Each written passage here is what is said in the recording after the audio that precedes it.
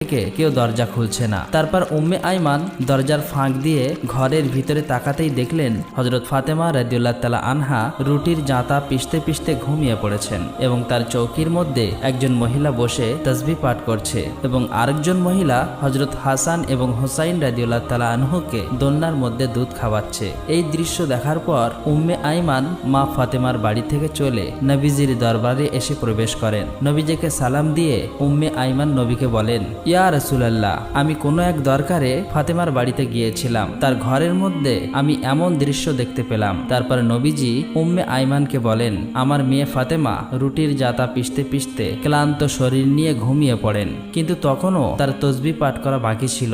তাই আমার আল্লাহ রাব্বুল আলামিন হযরত ফাতেমা রাদিয়াল্লাহু তাআলা আনহার ঘরে দুইজন ফেরেশতা পাঠিয়ে দেন। একজন ফেরেশতা ফাতেমার অসমাপ্ত তাসবিহ পাঠগুলো করছে এবং আরেকজন ফেরেশতা হযরত হাসান এবং হুসাইন